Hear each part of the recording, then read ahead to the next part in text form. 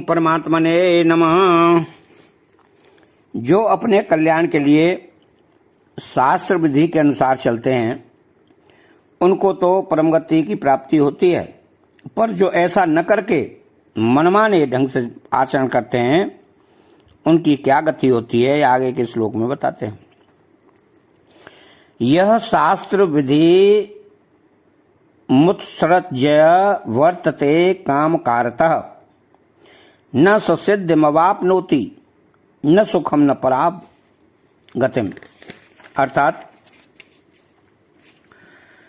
यह शास्त्र विधि मृत्सृज्य वर्तते, जो लोग शास्त्र विधि की अवहेलना करके शास्त्र विहित यज्ञ करते हैं, दान करते हैं, परोपकार करते हैं, दुनिया के लाभ के लिए तरह तरह के कई अच्छे अच्छे काम करते हैं, परंतु वह सब करते हैं काम कारतः, अर्थात शास्त्र विधि की तरफ ध्यान न देकर अपने मनमाने ढंग से करते हैं। तो मनमाने ढंग से करने में कारण यह है कि उनके भीतर जो काम क्रोध आदि पड़े रहते हैं उनकी परवाह न करके वे बाहरी आचरणों से ही अपने को बड़ा मानते हैं। तात्पर्य है कि ये बाहर के आचरणों को ही श्रेष्ठ समझते हैं, दूसरे लोग भी बाहर के आचरणों को ही श्रेष्ठ विशेषता देते देखते हैं।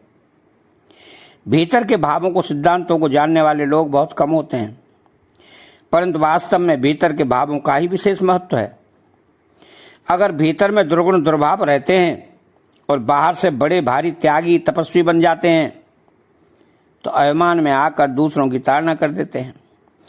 इस प्रकार भीतर में बढ़े हुए देहाभिमान के कारण उनके गुण भी दोष में परिणत हो जाते हैं, उनकी महिमा निंदा में परिणत हो जाती है, उनका त्याग राग में आसक्ति में भोगों में परिणत हो जाता है और आगे चलकर वे पतन में चले जाते हैं।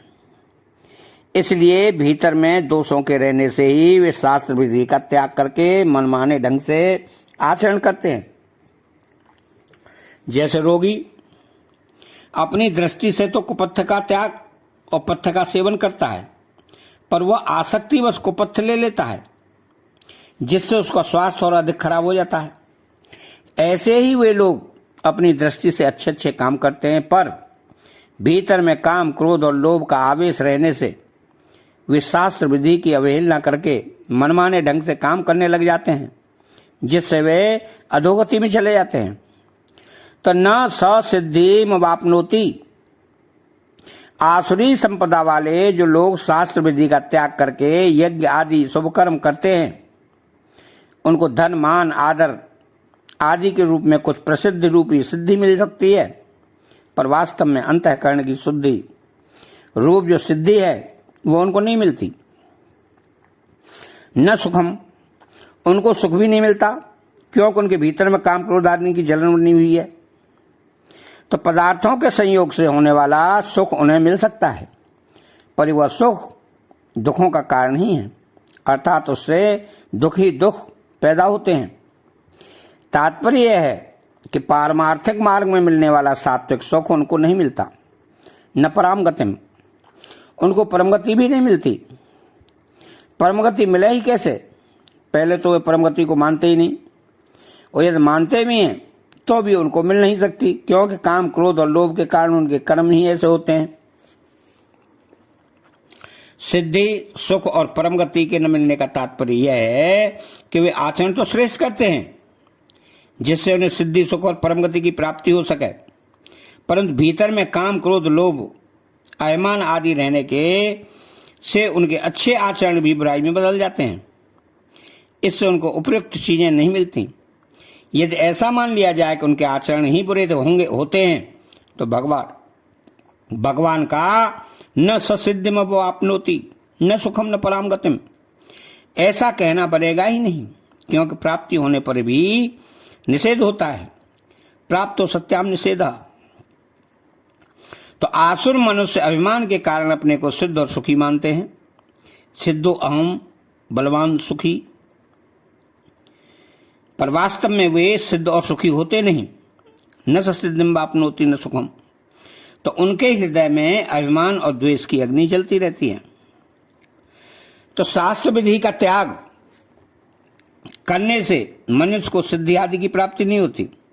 इसलिए मनुष्य को क्या करना चाहिए, इसे आगे के श्लोक में बताते हैं कि तस्मात् छाशस्त्रम प्रमाणम ते कार्य व्यवस्थितौ ज्ञात्वा शास्त्र विधानोक्तम कर्म कर्तुम मिहार्हस।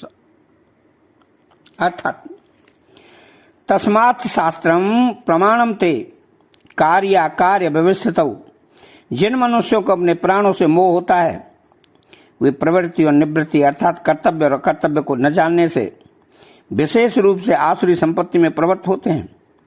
इसलिए तू कर्तव्य और अकर्तव्य का निर्णय करने के लिए शास्त्र को सामने रख।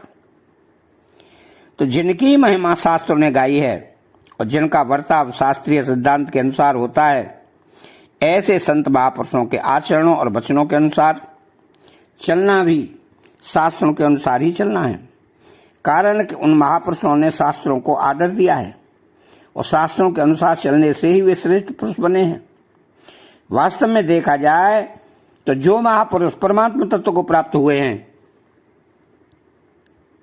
उनके आचरणों, आदर्शों, भावों आदि से ही शास्त्र बनते हैं। शास्त्रम प्रमाणम का तात्पर्य है कि परलोक का आश्रय लेकर चलने वाले मनुष्यों के लिए कर्तव्य अकर्तव्य की व्यवस्था में शास्त्र ही प्रमाण है। तो ज्ञात्वा शास्त्र विधानोक्तम कर्म कर्तुम मिहार्हसि। तो प्राण पोषण परायण मनुष्य शास्त्र विधि को कि किस में प्रवृत्त होना है और किससे निवृत्त होना है नहीं जानते, इसलिए उनको सिद्धि आदि की प्राप्ति नहीं होती। तो भगवान अर्जुन से कहते हैं कि तू तो दैवी संपत्ति को प्राप्त है, अतः तू शास्त्र विधि को जानकर कर्तव्य का पालन करने योग्य है। अर्जुन पहले अपनी धारणा से कहते थे कि युद्ध करने से मुझे पाप लगेगा, जबकि भाग्यशाली श्रेष्ठ क्षत्रियों के लिए अपने आप प्राप्त हुआ युद्ध स्वर्ग को देने वाला है।